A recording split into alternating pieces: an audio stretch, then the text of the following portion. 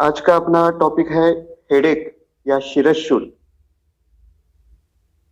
कल आपने जो रिस्पांस दिया उसके लिए मैं पंचरत्न ई लर्निंग और श्रेयस ई लर्निंग के पास से आप सभी का धन्यवाद करता हूँ।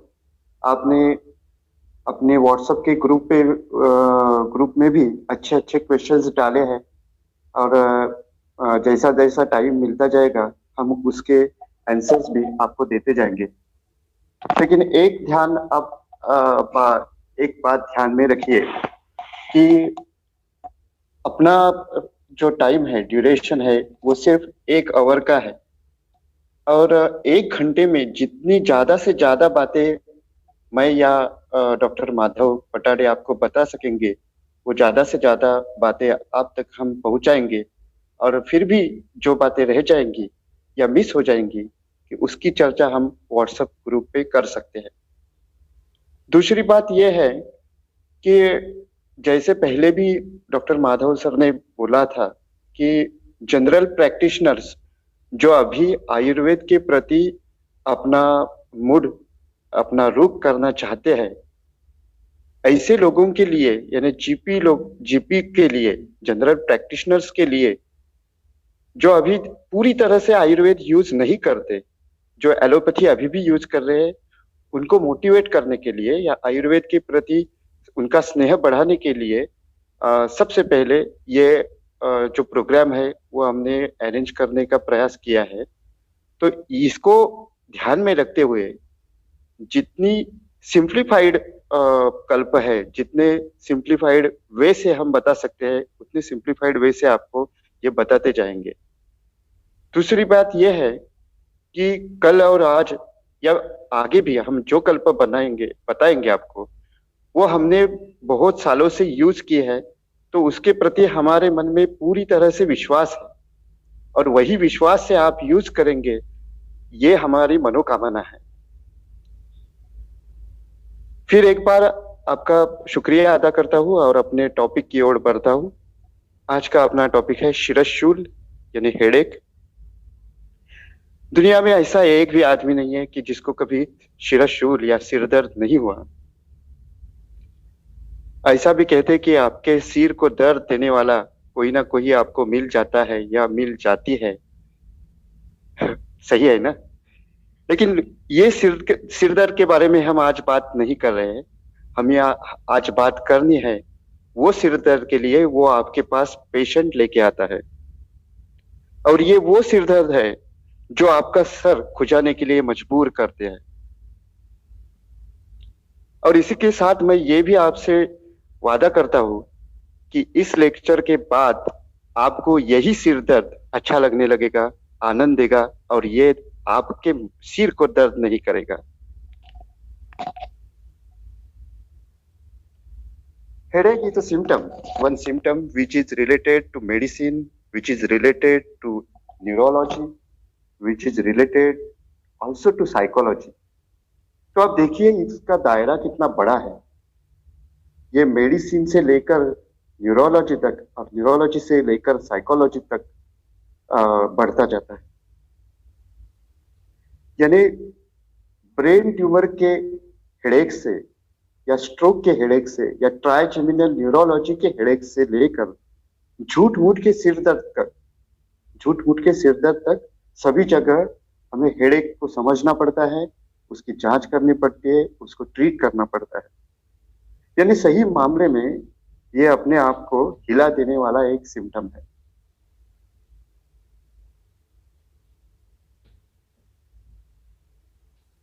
What is headache for patients? आप सभी चिकित्सक हैं, आपके पास ऐसे पेशेंट आते ही रहेंगे, आते होंगे।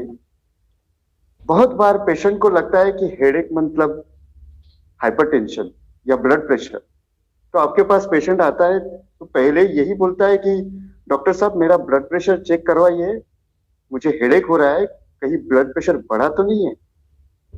या दूसरी आशंका उनके मन में रहती है कि मुझे ब्रेन ट्यूमर तो नहीं है। लेकिन आप देखेंगे कि ज्यादा बार ये दोनों बातें नहीं होती।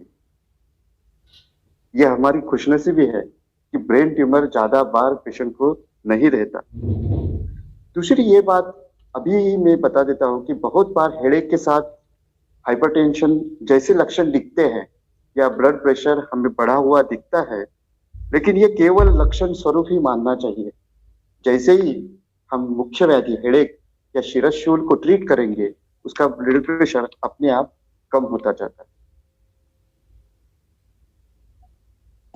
जैसे कल हमने एक मशक या सिम्टम के बारे में तय, वैसे ही आज अभी करने जा रहे हैं। एक ब्रॉड स्पेक्ट्रम पे आप क्लासिफिकेशन देखेंगे हेडेक के बारे में, तो ये दो तरह का होता है। एक तो प्राइमरी हेडेक और दूसरा secondary headache. Primary headache is a headache and associated features are related to brain itself। मतलब वो कहीं ना कहीं ब्रेन से ही जुड़ा रहता है, डायरेक्टली रिलेटेड रहता है। और दूसरी खास बात यह है कि उसमें पैटर्न ओरिएंटेशन रहता है, एक अलग तरह का पैटर्न उसमें रहता है। ये प्राइमरी हेडेक के लिए सबसे बड़ी बात है कि उसकी हिस्ट्री। ये हेडेक बहुत बार पहले हो चुका रहता है, पेशेंट उसकी अच्छी तरह से हिस्ट्री आपको देता है, और यदि ना दे सके तो वो हिस्ट्री उससे उगलवाना अपना काम है। पीछे अनेकों बार उसको हुआ रहेगा, तो वो कैसे हुआ, उसके साथ कौन कौन से सिम्टम्स है, उसका टाइमिंग क्या है, वो अपने को जांच करना है। प्राइमरी हेडेक के बारे में ये है कि it has no definite cause. We can not find out definite cause on examination और इन्वेस्टिगेशन। पेशेंट अपने पास एमआरआई, सीटी स्कैन सब लेके आता है, उसका एमआरआई नॉर्मल रहता है, सीटी स्कैन नॉर्मल रहता है, बाकी की इन्वेस्टिगेशंस भी नॉर्मल रहते हैं, फिर भी उसका क्वेश्चन वही रहता है कि मुझे हेडेक क्यों हो रहा था। मॉडर्न लैंग्वेज से देखेंगे, मॉडर्न के हिसाब से देखेंगे तो वो डेफिनेट कॉज नहीं बता सकते हैं, लेकिन अपने दोषों के आधार पर हम दोषों की चिकित्सा डेफिनेटली इसके बारे में प्राइमरी हेडेक में कर सकते हैं। About 90% patients are related to primary headache. और इसमें ये अच्छी बात यह है कि इसमें से कोई हेडेक ये लाइफ थ्रेटनिंग नहीं होता है।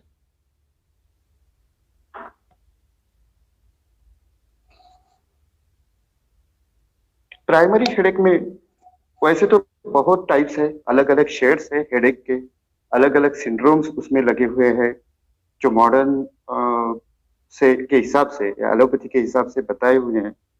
लेकिन सबसे दादागिरी जिनकी रहती है या हमें भी देखने को मिलते हैं, उनमें से ये तीन है। एक माइग्रेन हेडेक, दूसरा क्लस्टर हेडेक और तीसरा tension type headache. Migraine headache तो आप सभी ने शायद कभी ना कभी देखा होगा।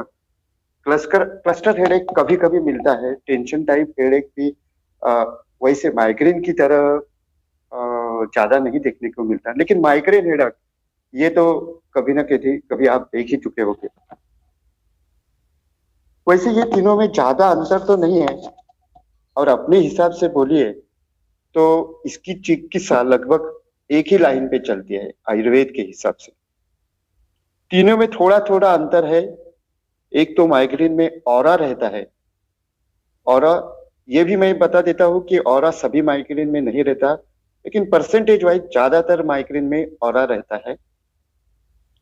माइग्रेन और क्लस्टर हेडेक ये ज्यादातर यूनिलैटरल रहते हैं, वैसे भी माइग्रेन यूनिलैटरल ही रहता है। और टेंशन टाइप हेडेक है वो ज्यादातर बायलैटरल रहता है।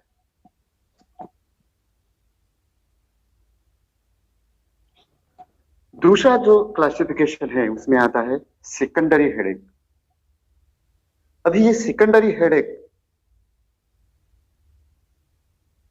ये एक्सोजीनियस कॉज से रिलेटेड रहता है।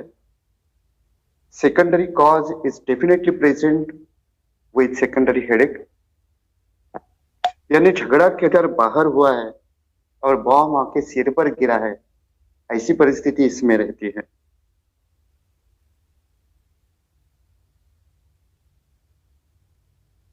About 10% patients are related to secondary headache, but they are serious and can lead to various complications and can be lead to death. So ये जो secondary headache के causes है, ये ज्यादातर serious patients के दायरे में आते हैं। इसलिए ये जानना बहुत जरूरी है कि कौन कौन से ऐसे लक्षण हैं या कौन कौन से सिचुएशंस है जो ये रेड फ्लैग्स के अंदर आते हैं। इसलिए मैंने ये नाम दिया है red flags with risk. So हमें हमारे लिए ये जानना बहुत जरूरी है which is the first step to find out secondary headache.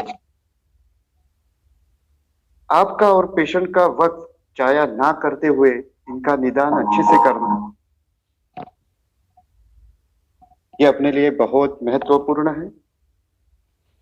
Really it's a time of golden hour.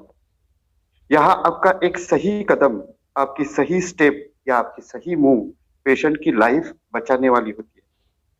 तो ये आपको ध्यान से देखना है। These are the 4 headaches which is related to highest risk. First one is the first time severe headache. Second, headache with seizure. Third, headache with vomiting. Fourth, headache with head injury. तो ये 4 प्रकार के headache है। पहला, first time severe headache. Patient आपके clinic में आता है, एक्चुअली वो आता नहीं है, वो लाया जाता है, किसी और को लाना पड़ता है, वो बोलने की फिरक में नहीं रहता है। वो उसका फर्स्ट टाइम सीवियर हेडेक रहता है, लाइफ में फर्स्ट टाइम सीवियर हेडेक। ऐसा हेडेक का पेशेंट आएगा तो ये कुछ ना कुछ सीरियस है, ये आप पता कर लो। दूसरा है हेडेक विथ सीजर। यदि अपस्मार के वेग के साथ हेडेक है तो आपको ये रिस्क की अलार्मिंग घंटियां आपके दिन में मन में बजनी चाहिए। तीसरी बात, headache which presides with vomiting. Vomiting के साथ हेडेक है तो ये डेंजरस साइन है। और चौथी, headache with head injury. Directly और इनडायरेक्टली हेड पर इंजरी है, एक्सीडेंटल केस है और उसके साथ साथ हेडेक है, तो आपको ये पहले जांच करना रहेगा कि ये इसका सीरियसनेस कितना है।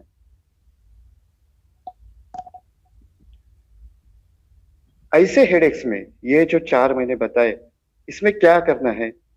तो पहली बात, अर्जेंटली एंड प्रॉपर रेफरल।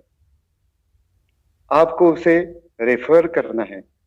कहाँ रेफर करना है? तो सीटी स्कैन के लिए। आजकल इमेजिंग की एमआरआई, सीटी स्कैन सभी जगह होता है ऐसा नहीं है, लेकिन जहां सीटी स्कैन की सुविधा है ऐसे क्लिनिक, ऐसे हॉस्पिटल में आप भेजेंगे तो ज्यादा बेहतर रहेगा। यदि सीटी स्कैन की सुविधा दूसरी जगह पे है और आपको दूसरी जगह दूसरे फिजिशियंस के पास या न्यूरोलॉजिस्ट के पास भेजना है, तो ये आपको तय करना है कि उसका पहले सीटी स्कैन करवाए या पहले उसको भेज दे। इसके बारे में आपको उसके प्रॉपर पैरामीटर्स देखने पड़ेंगे। ये कॉन्शियस है या अनकॉन्शियस है, उसका वोमिटिंग कितना ज्यादा है, उसका पल्स, बीपी अभी भी अच्छा है या डाउन होते जा रहा है। तो उसी हिसाब से आपको ये तय करना है कि उसको पहले सीटी स्कैन के लिए भेजे या पहले न्यूरोलॉजिस्ट के पास या न्यूरोफिजिस्ट या न्यूरोसर्जन के पास भेजे। ये अर्जेंटली होना चाहिए, उसके साथ साथ प्रॉपर रेफरल होना चाहिए। मतलब रेफरल करते वक्त बहुत बार ऐसा होता है कि वोमिटिंग के साथ जब पेशेंट आता है तो वो वोमिटिंग एस्फिक्सिया हो सकता है, तो इसका ध्यान रखना बहुत जरूरी है। पेशेंट शिफ्ट करते वक्त उसको वोमिटिंग आसानी से वो कर जाए, इसकी तजवीज आपको करनी है। वो पेशेंट को बताना है, पेशेंट के साथ जो रिलेटिव्स है उनको बताना है। हमारे यहाँ हम पॉलीथीन बैग्स उनको प्रोवाइड करते हैं। बहुत बार अपना खुद का व्हीकल होता है, एम्बुलेंस नहीं आती टाइम पे, तो पॉलीथीन बैग्स के साथ साथ उनको भेजा, तो बैठे बैठे वोमिटिंग वो पॉलीथीन के बैग में ही कर सकते हैं। बाकी के गाड़ी खराब होना या औरों को उसकी तकलीफ होना, ये चांसेस कम रहते हैं। दूसरी बात, नेक की पोजीशन अच्छी तरह से रहनी चाहिए। अभी हेड इंजरी का पेशेंट रहेगा तो उसका नेक मूवमेंट ज्यादा नहीं रहना चाहिए। या वोमिटिंग का पेशेंट है, उसके साथ साथ फीवर है, तो उसको नेक रिजिडिटी भी रहती है, नेक स्पाज्म रहता है, तो उसका ध्यान हम जब रेफर करेंगे तो उसके उसी वक्त रखना बहुत जरूरी है।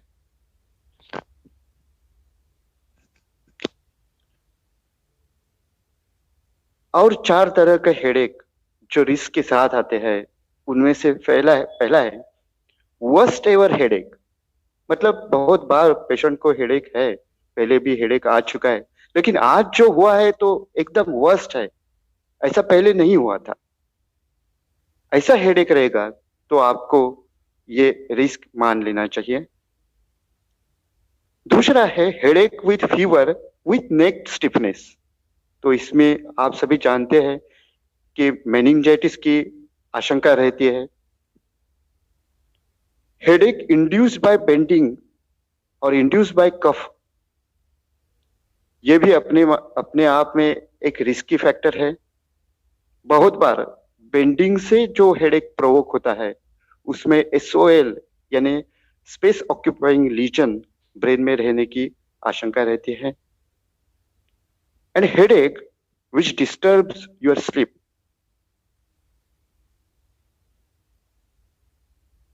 अर्ली मॉर्निंग में जो हेडेक होते हैं, यानी सुबह उठते उठते ही हेडेक चालू होता है, वो रिस्की हेडेक माना जाता है।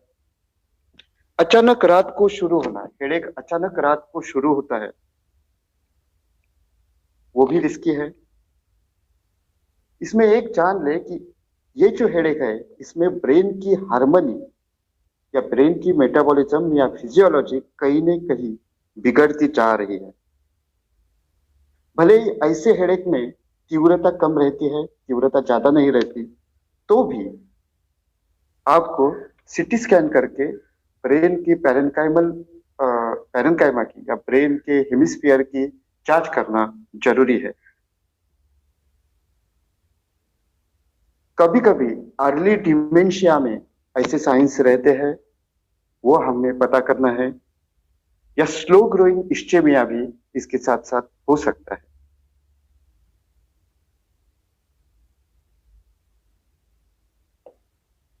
ये जो हेडेक, सभी हेडेक है जो रिस्क के साथ आते हैं, इसमें न्यूरोलॉजिकल एग्जामिनेशन बहुत जरूरी है।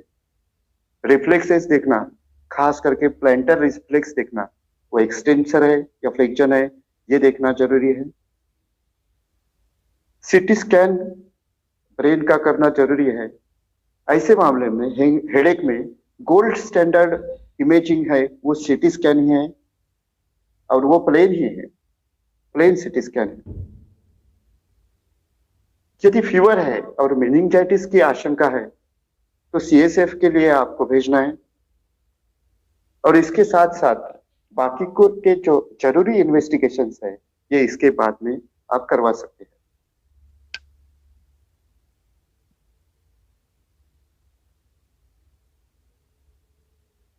आप सोच रहे होंगे कि इतनी स्लाइड्स हुई लेकिन एक भी मेडिसिन अभी तक नहीं आया, तो मैं यही आपको बता देता हूं कि यहाँ आप मेडिसिन देने की भूल कहाँ कहाँ ना करें। ये जो रिस्की पेशेंट्स है, ये आप प्रॉपरली रिफर करना ही बेहतर है। जहां कोई भी मेडिसिन आप ना दें तो अच्छा है। फिर भी आप यदि पूरी तरह से आपको भरोसा है अपने डायग्नोसिस पे, या आपको पूरी तरह मालूम है कि पेशेंट पूरी तरह कॉन्शियस है, पेशेंट का आपके ऊपर भरोसा है, तो ये दो चीजें मैंने आपके सामने रखी है। दो मेडिसिन है, एक सुवर्ण सूत शिखर और दूसरा बृहत्वर चिंतामणि। ये आप जरूर दे सकते हैं। लेकिन पेशेंट पूरी तरह से ये मेडिसिन निकल सकता है, पूरी तरह से कॉन्शियस हो, उसका वोमिटिंग ज्यादा ना हो, और आपको पूरा भरोसा अपने डायग्नोसिस पे, अपने एग्जामिनेशन पे हो, तो ही आप ये मेडिसिन दे सकते हैं। सुवर्ण सूत्रशेखर ये मर्मरक्षण करने में सर्वश्रेष्ठ दवाई मानी जाती है, तो सुवर्ण सूत्रशेखर आप दे सकते हैं। और जहां स्ट्रोक की आशंका है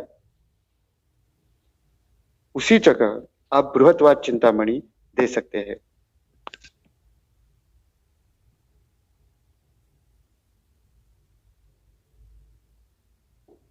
अभी ये रिस्की पेशेंट के बाद हम ऐसे हेडेक के बारे में बोलेंगे जो है डील विथ कॉशन, यानी हेडेक का तीव्रता इतनी ज्यादा नहीं रहती, लेकिन उसके बारे में हमें सोचने पे मजबूर ये पेशेंट करते हैं। उसमें से पहला है अर्ली मॉर्निंग हेडेक। पेशेंट अपने तुम्हारे पास आता है, वो यही कंप्लेन करता है कि अर्ली मॉर्निंग हेडेक रहता है। ये एक बार, दो बार, तीन बार ऐसे हो रहा है, कभी कभी हो रहा है। लेकिन यदि अर्ली मॉर्निंग हेडेक है तो उसके बारे में आप गंभीरता से सोच ले। दूसरी बात, एब्रप्ट डिस्टरबेंस इन स्लीप। अचानक हेडेक शुरू हो जाए और अपनी नींद खुल जाए, तो ऐसे headache you should deal with caution. और एब्रप्टली हेडेक आफ्टर बेंडिंग, कभी भी बेंड करते वक्त और कफिंग के साथ हेडेक आ जाए तो ये डील विथ कॉशन।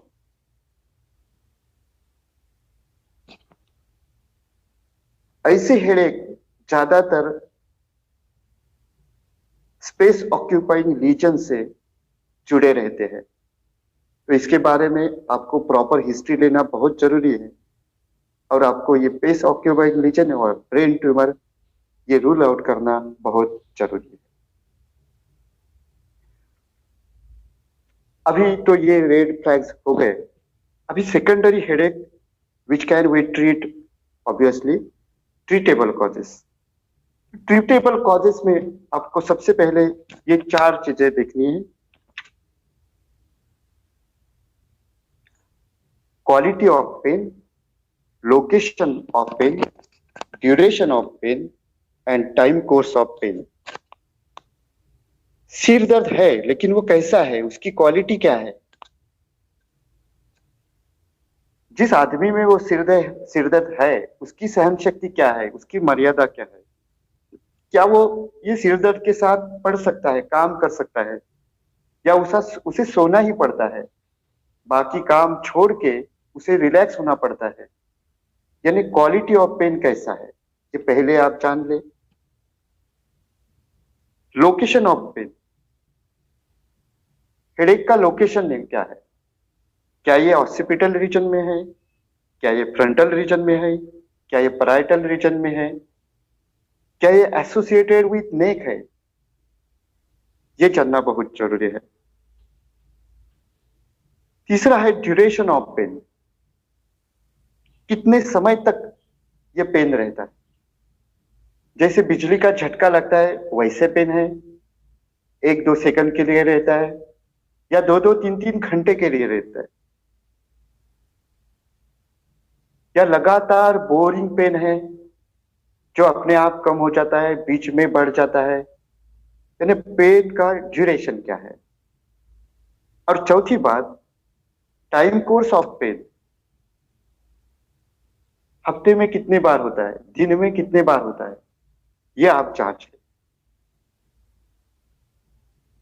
ये सब जांच करने के बाद हम उसके दोष क्या है इस बात पर पहुंच सकते हैं।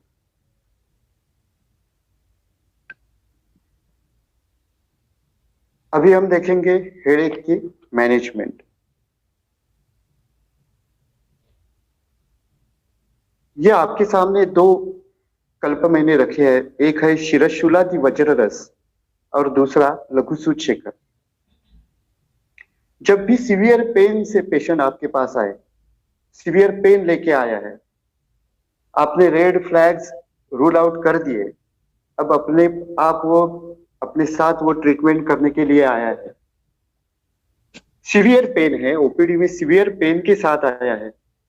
तो ऐसी परिस्थिति में शिरशूलादि वज्र रस लघु सूचेकर के साथ आप उसको दे सकते हैं।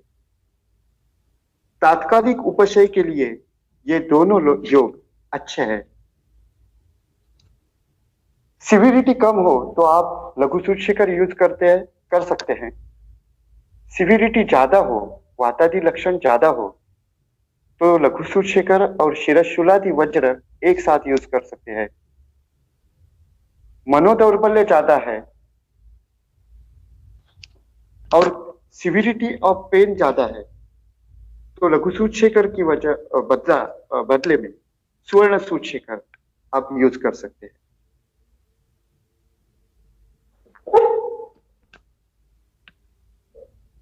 अभी आपने थोड़े आगे बढ़ते हैं कि आप तय कर पा रहे हैं शिरशूल के लिए, या उससे हिस्ट्री लेकर आपने तय किया कि ये वातज लक्षण की वजह से शिरशूल है, वात के लक्षण आप में ज्यादा मिलते हैं, यानी उसकी वेदना बार बार होती है, कम ज्यादा हो रही है, तो इसी पेशेंट में आप शिरशूलादि वज्र यूज कर सकते हैं। यदि कफ संयुक्त वात रहेगा, यानी कफ के लक्षण वात के साथ साथ रहेंगे, सिर में भारीपन है, या उसको पहले प्रतिशाय हो गया है और बाद में शिरशूल शुरू हुआ है, तो ऐसी परिस्थिति में शिरशूलादि वज्र आप गोदंती भस्म के साथ यूज कर सकते हैं। और यदि यही वातज लक्षण पित्त संयुक्त है, वात के साथ पित्त के भी लक्षण आपको मिलते हैं, तो शिरशूलादि वज्र सूचेकर या लघु सूचेकर के साथ आप यूज कर सकते हैं।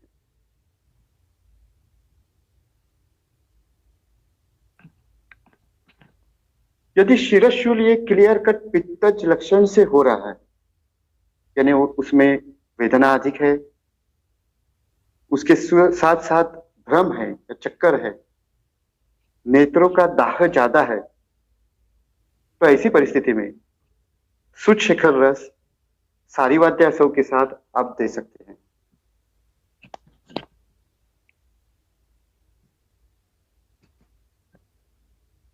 और क्लियर कट कफज लक्षण आपके सामने शिरशूल में आ रही हैं, यानी सिर में भारीपन है, मन्यास्तंभ है, उसके साथ साथ मन्याशूल भी है, और वेदना का दायरा इतना ज्यादा नहीं है, वेदना मध्यम स्वरूप की है या कम स्वरूप की है, लेकिन भारीपन ज्यादा है, तो ऐसे लक्षण के साथ जब पेशेंट आएगा तो लघु सूचेकर दशमूल कटुत्रय कषाय के साथ आप दे सकते हैं।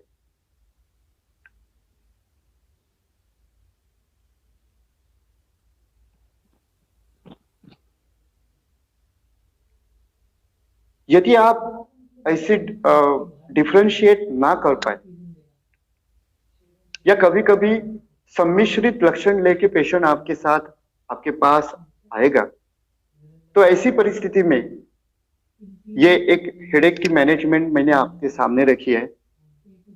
किसी भी हेडेक में यदि अर्हता है तो आप सबसे पहले रक्तमोक्षण करवा लीजिए, या आप क्लिनिक में भी कर सकते हैं सिरागत रक्तमोक्षण। मैंने बहुत बार देखा है कि एक रक्तमोक्षण करने से ही वही के वही सिर दर्द कम होने लगता है, तो रक्तमोक्षण आप जरूर करवा सकते हैं।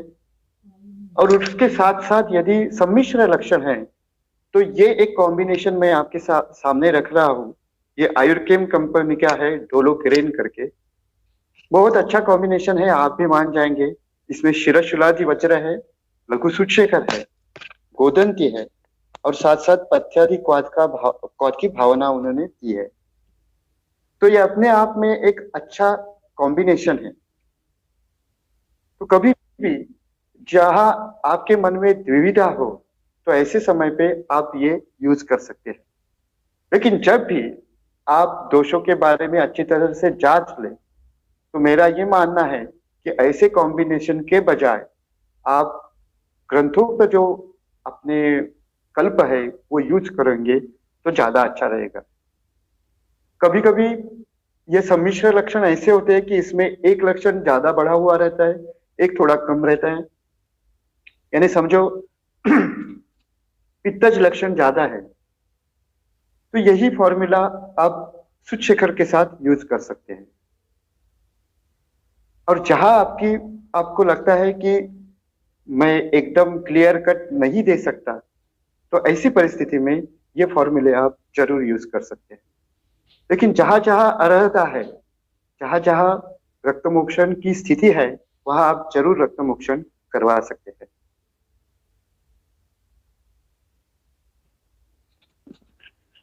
अभी हम थोड़ा आगे बढ़ेंगे। बहुत बार ये हेडेक है या शिरशूल ये इंद्रियों के साथ, मतलब नेत्र, कर्ण, नासा, ये इंद्रियों के साथ ज्यादा जुड़ा होता है। और जब भी ये इंद्रियों के साथ जुड़ा होता है तो ज्यादा तकलीफ देता है। ज्यादा से ज्यादा हेडेक्स जो अपने ओपीडी में आते हैं वो आई रिलेटेड ज्यादा रहते हैं। नेत्र से रिलेटेड कंप्लेंट्स पेशेंट की ज्यादा रहती है, जो शिरशूल में परावर्तित होती है या शिरशूल के साथ आती है।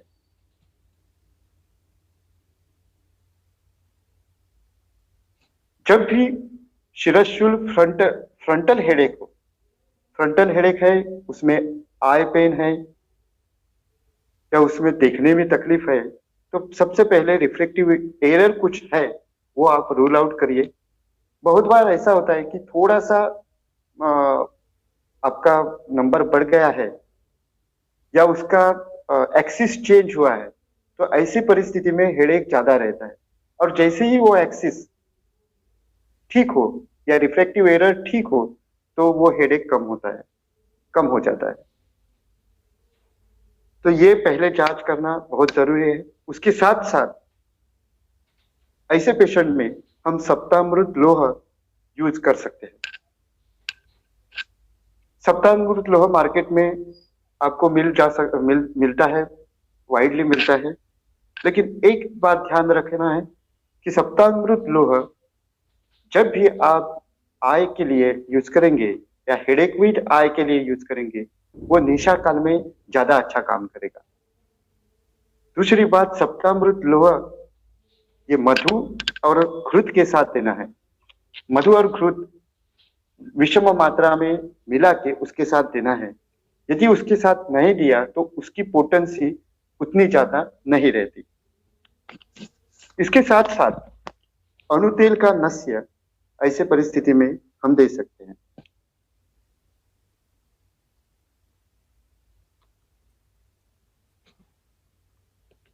दूसरा है हेडेक विद आई का ग्लोकोमा, यानी आइस के अंदर का प्रेशर बढ़ जाना। वैसे तो एलोपैथी में ग्लोकोमा के लिए डायरेक्टली ये डायमॉक्स करके एक दवा आती है, बाकी तो वो कुछ ज्यादा नहीं कर सकते।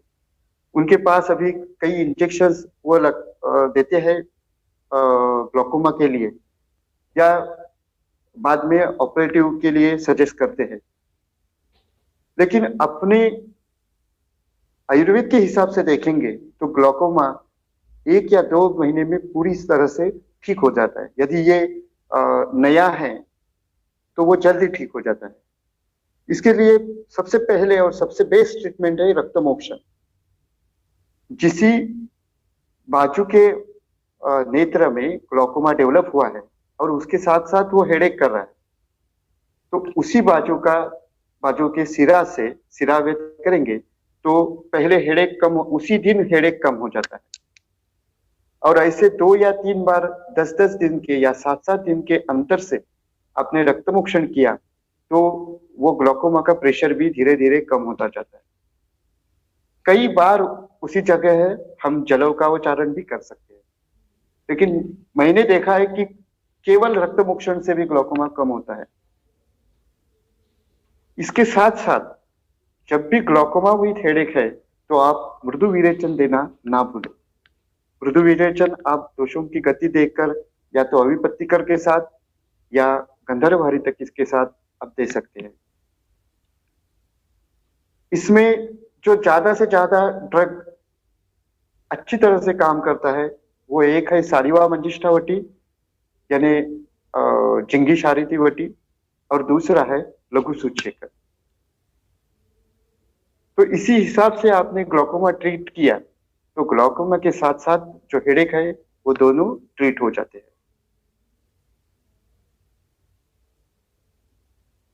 और एक हेडेक हेडेक आपको आइज के साथ मिलता है, वो है रेटाइनोपैथी के साथ होने वाला हेडेक। बहुत बार डायबिटिक रेटाइनोपैथी रहती है और रेटाइनोपैथी जैसे जैसे इवॉल्व होती जाती है एक तरह का हेडेक वो पेशेंट को शुरू हो जाता है। कभी कभी ये बहुत छोटा हेडेक रहता है, छोटे मायने में वो रहता है, या कभी कभी तीव्र वेदना उसमें रहती है। कभी कभी बोरिंग टाइप का हेडेक भी रेटाइनोपैथी में रहता है। हेडेक के साथ कभी कभी नयनप्लव हम जो बोलते हैं वो भी रहता है, कभी कभी नहीं रहता। जैसे डायबिटिक रेटाइनोपैथी है वैसे ए टाइप पर्सनैलिटी में सीएसआर रहता है, यानी सेंट्रल सीरस रेटाइनोपैथी रहती है, उसी में भी हेडेक होते हैं, वो कभी कभी सीवियर होता है।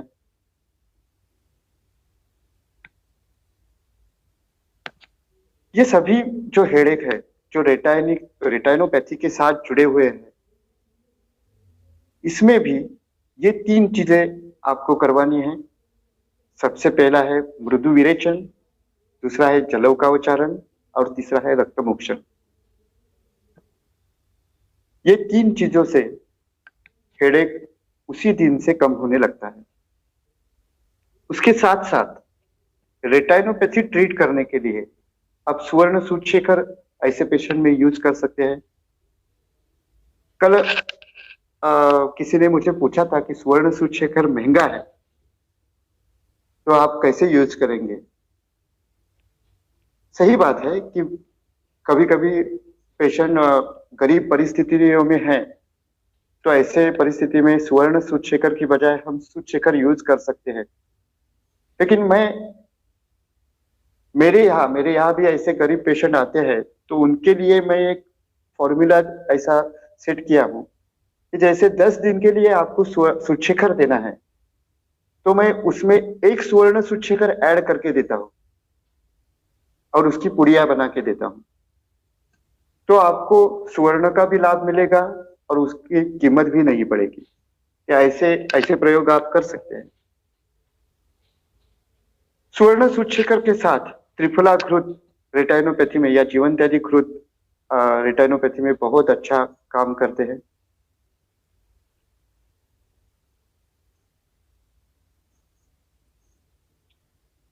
हेडेक बहुत बार ईयर के साथ जुड़ा हुआ रहता है।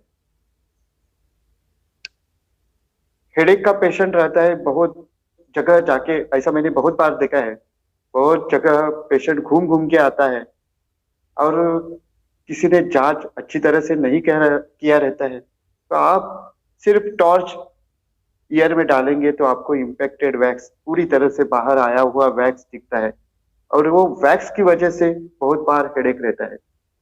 हमारे यहाँ फार्मर्स फैमिली रहती है, वो फार्मर्स में ऐसा बहुत बार देखने को मिलता है कि वो वैक्स इम्पैक्टेड वैक्स रहता है और उसी बाजू में सिरदर्द ज्यादा रहता है। तो जैसे ही आप वैक्स निकालेंगे उनका सिरदर्द ठीक हो जाता है। कभी कभी ओटाइटिस मीडिया या ओटाइटिस एक्सटर्ना के साथ हेडेक रहता है, उसकी भी जांच आप कर सकते हैं। टिम्पैनिक मेम्ब्रेन इंजुरी या रप्चर में हेडेक रहता है, लेकिन टिम्पैनिक मेम्ब्रेन इंजुरी में जब भी इंजुरी होती है उसके साथ साथ ही हेडेक रहता है, उसके कई दिन बाद वो अपने आप चला जाता है। तो वो एक बात ध्यान में रखना जरूरी है। लेकिन बाद में जब भी उसमें सेकेंडरी इन्फेक्शन होता है तो ऐसे परिस्थिति में फिर से हेडेक चालू होता है।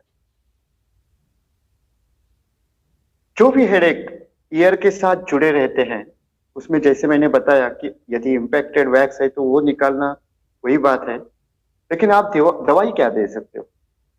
तो ऐसी परिस्थिति में सूक्ष्म त्रिफला बहुत असरदार रहती हैं। गंधक रसायन आप दे सकते हैं। टिम्पैनिक मेम्ब्रेन रप्चर में लाक्षादी कुकुल बहुत उपयुक्त है। और इसके साथ साथ रुकुल तिक्तक कषाय ये अनुपान के लिए और एज ए ड्रग आप दे सकते हैं।